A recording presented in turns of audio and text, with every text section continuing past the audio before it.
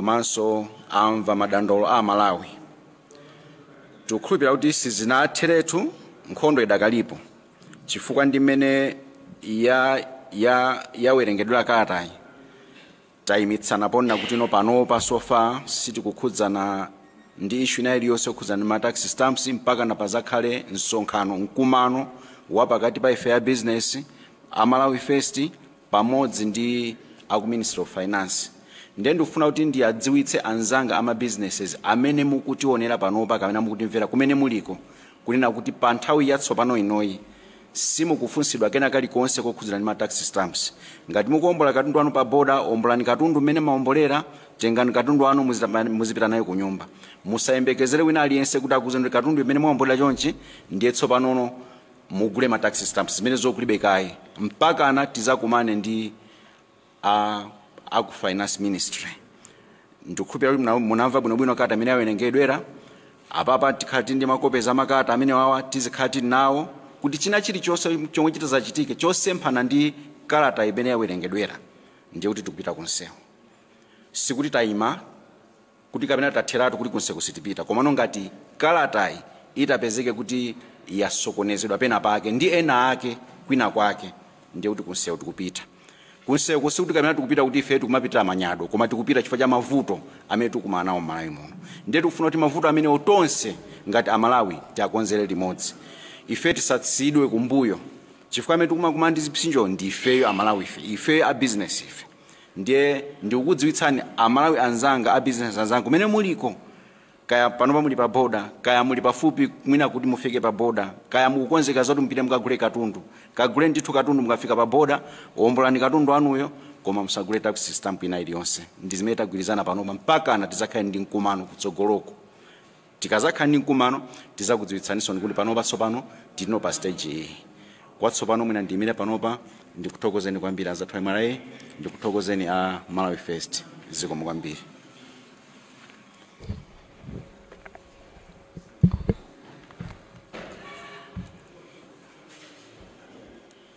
Zikomo kwambiri kwa nonse amene muli muno komanso onse amene mukutionera. Umu ndimene takambirana komanso kugwirizanirana pa zimenezi. Chinthu chimodzi chimene chatilumikiza tonse kuposa china chilichonse ndi chokuti kuzembesa katundu mdziko muno ndi chinthu choyipa kwambiri.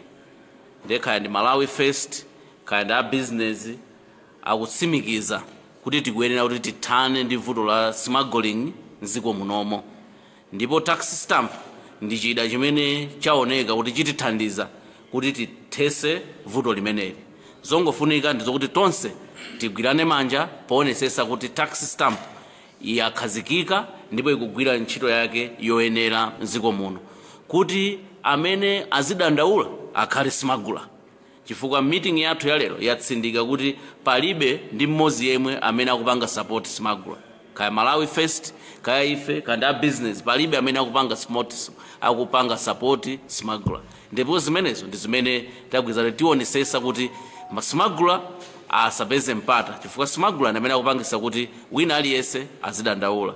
Mwina padakali pano titenga mwina mafunso okwana 5, tikateno titseka msonkhano wathu.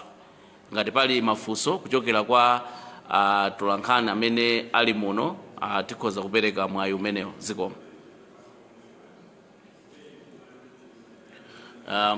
Ndikuona kuti pali mkono mmodzi mwina mukhoza kufika ndikutenga microphone kuti kapena pali ngati pali microphone ena, o microphone ena ali apa, fikani kuti mufunse funso lanu mbali zawoko.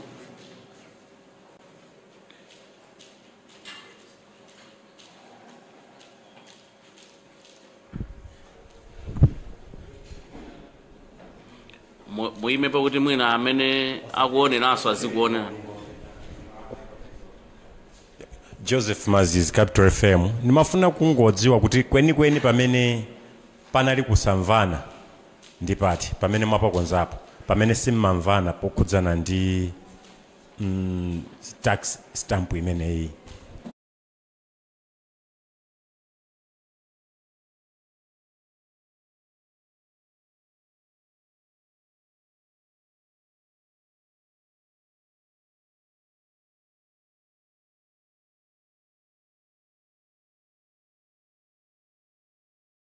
zikomo kwambiri. Titengeso mwina funso lina ngati lilipo.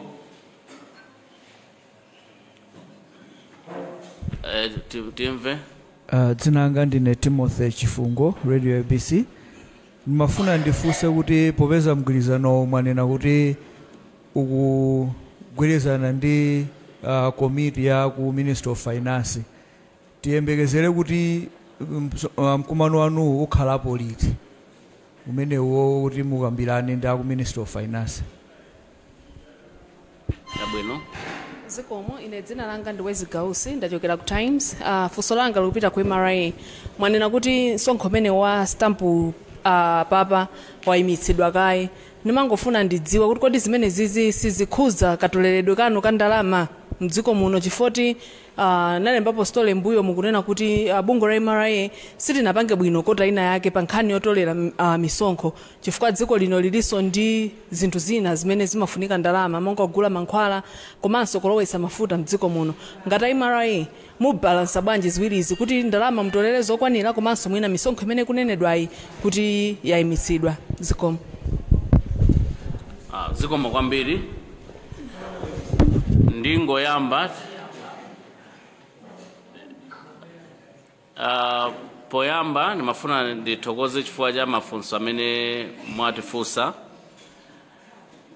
Funso loyamba nalo kuti kodi pamene simmamvana ndi pati. Mwina sibwino kumafukula kuti kodi anthu koma tiziyang'ana pa chimene tagwirizana, chifukwa chimenecho ndi chimene Amalawi akufuna, osati tiziyang'ana pa chimene simmamvana, chifukwa ndiye kuti tikufuna tikakulise mbuto imene si yofunika, koma zofunika ndi zimene tagwirizana. Ndi chifukwa chake mu community yathu sitinathe nthawi ndi kumakamba kuti timasusana izi iya, koma chimene tikufuna ife tipange focus kapena kuti tione kuti tikuyendera limodzi ndi zimene tamvana, chifukwa tonse ndife Amalawi. Funso lachiwiri muna ndiyambika lachitatuli kuti kodi mwagwirizana kuti mwagwirizana bwanji zokhuza za mastamp. Ndimafuna ndinene izi kuti pamene tikupanga implement tax stamp pamakhala zinthu ndi zina zotumphuka zimene zimakhalapo zimene zili za administrative in nature. Ndi mmene tawerengera kalata yathu tanena kuti those administrative issues, we as Malawi Revenue Authority, we are committed to resolve them, and we are committed to resolve them. For example, anthu amanena kuti akufuna kuti mastamp azipezeka pa border, osati azikagula ku Lilongwe kapena ku Blantyre kapena ku Mzuzu kokha. Those are administrative issues. So what we are doing is to resolve all administrative issues. In the implementation of tax stamp, we have done the implementation at manufacturing level, we are now at the importers level. Even in those implementation of the manufacturers, we had administrative issues, and we were able to resolve them, and the tax stamp is fully operating. So we are also committed to listen to the concerns of the stakeholders and iron out the administrative issues, so that we are able to forge ahead as a community. Remember that the goal of tax stamp is not to penalize or bring penalties to the small scale business. The purpose of the stamp is for smuggling. And we know that once we have started implementing tax stamp at all levels, the smuggler will have no space. And that's our objective. So if we want to address smuggling in this country, we have to deal with the issue of smuggling by the introduction of tax stamp. The issue of meeting the targets. Remember, tax stamp is not a tax. The tax stamp is not a tax. Pachichewa kuti stamp imene yabwera si msonkho wapadera kuti uzikaonjezera pa ndalama zimene timapitisa kuboma imene timatolera. Ayi, ichichi ndi chizindikiro ukabwera pa boda walipira msonkho wako tizika stamp ija pamenepo kuti iweyo ndiwe wokhulupirika. Thank you very much for coming and complying with the taxes. Here is a sign kuti ukapita kunjako azikaziwa kuti wewe ndi wokhulupirika wapereka msonkho. Cholinga ndicho kuti wina amene wazira za madulira akapita ndi product yake akapita ndi katundu wake pamsika asakagulidwe chifukwa alibe chizindikiro chokuti munthu uyu ndi wokhulupirika, munthu uyu ndi wokonda dziko lake. So tax stamp si ndalama zimene kuti anthu akumalipira tax stamp ndi cholinga chokuti zipita kuboma. Ayi, tax stamp ndi chizindikiro chokuti wewe walipira msonkho, ndi msonkho ukakuti ukulipirira abe sikuti metanena kuti mavuto tikakonza tax stamp akhala anthu akumalipira sitoleza kuti ndiye kuti tasiya kutolera msonkho wa excise tax ulipobe ndipo anthu aziperekabe pa boda. Ndimafuna ndikambe zimenezo mwina ndiapase enanso kuti alankhule ngati pali zina ndipase ninu kapenapo bwana Kalindo.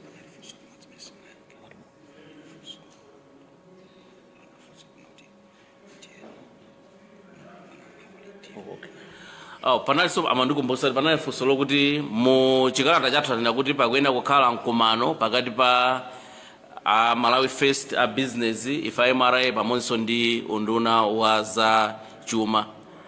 Mkambirano wathu tinaona kuti sibwino kupereka ultimatum funa mafuna date kuti within 10 days within no, it is in the interest of the Ministry of Finance kuti tax stamps should be operational and should be operational to assist small business people. That's the objective of the tax stamp. Because tax stamp ikubwera ndicho kuti ithandize ama business ang'ono. Ino mukuziwa kuti business ang'ono amabwera pa boda ndikulipira msonkho. Koma wasimago salipira msonkho. Ndi uyu amene walipira msonkhoyi ndi uja amene sanalipira onsewa akupita kukagulisa malo amozi. Mwachiziwikire ndi chakuti uyuyu amene walipira msonkho sakapeza msika wabwino pamene pachi fa kuyenera kuti agulise mokwera kusiyana ndi wasmuggling.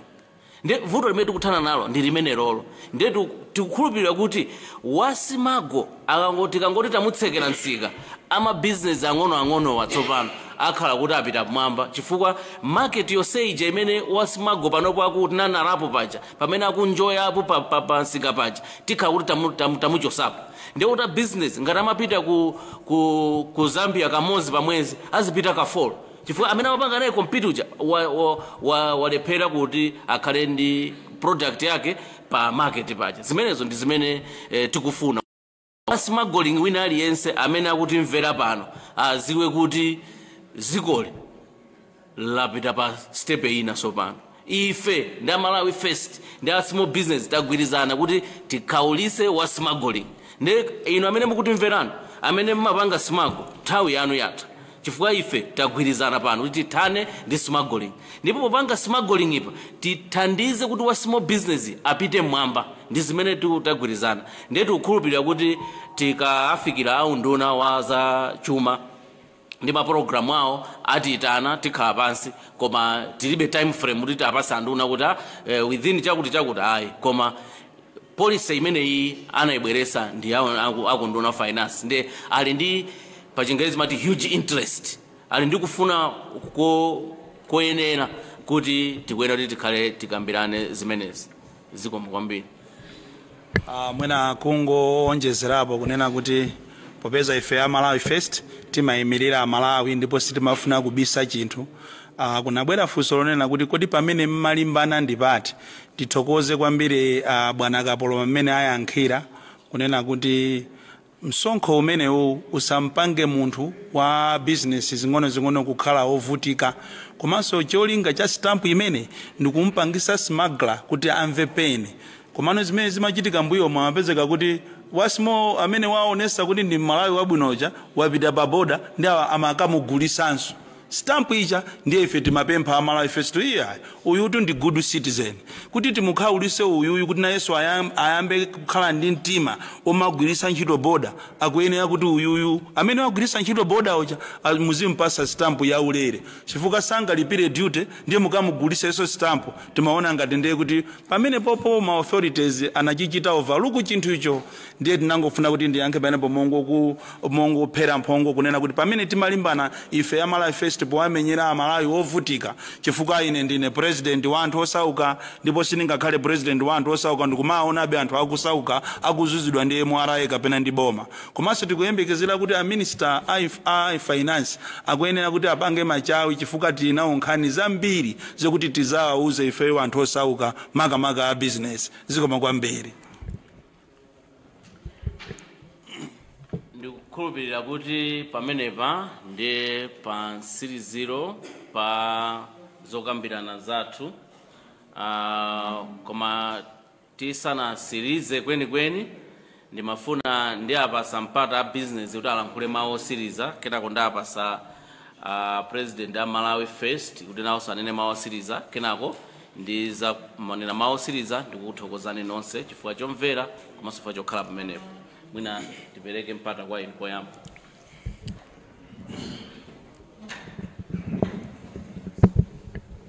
Ifeyo tu a business kwathu tikuthokoza kwambiri kuna kuti munaitanitsa mkumano umene kuti kumane tikambirane tione kuti kodi pamene tingakonze ndi patipo. Tikupemphe naye MRA kuti nthawi zonse pakakhala kuti munakana pali vuto muzitipanga engage. Pamakhala nthawi zina mumapezeka kuti mwina mukukonza dongosolo limene likhuza ndife anthu a business komano simukutikhudza simukutifikira kuti ife tidziwe kuti chimene mukukonza ndi chani chokhudzana ndife. Nthawi zina muzititanitsa zinthu zinazi tizikonzera limodzi chifukwa amati mu umodzi muli mphamvu.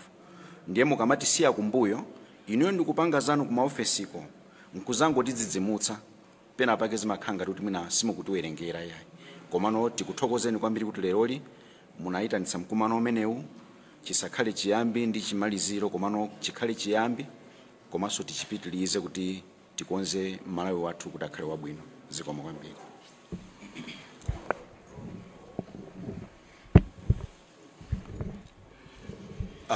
Ndimangofuna ndipitirize kuthokoza makamaka ku MRA kunena kuti mwaonesa kuti ndinu asogoleri amene munalembedwa ntchito ndi cholinga kuti muzitumikira Malawi makamaka osauka.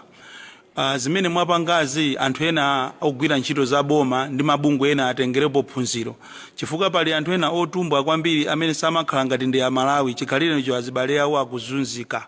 Ndiye tikupempheni inu amene mukugwira ntchito mboma amene mukutumikira a Malawi kuti mutengere chisanzo chabwino chimene apanga a MRA aoneseratu kunena kuti amva kufuula kwa a Malawi amva kudandaula kwa a Malawi atuluka ndi kuyimisa chipinjo chimene chimavuta a Malawiyo.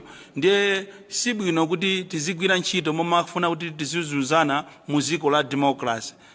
Tikupempheni ndithu muzimvera zimene akunena a Malawi. Ena mumadikira kuti pakana tipite ku nsewu ndiye tikapange zionesero kuti mwatumikire a Malawi. Kuli anthu a Malawi akuzunzika kunja uko ena akutenga zaka 8 asanalandire ndalama yawo ya pension.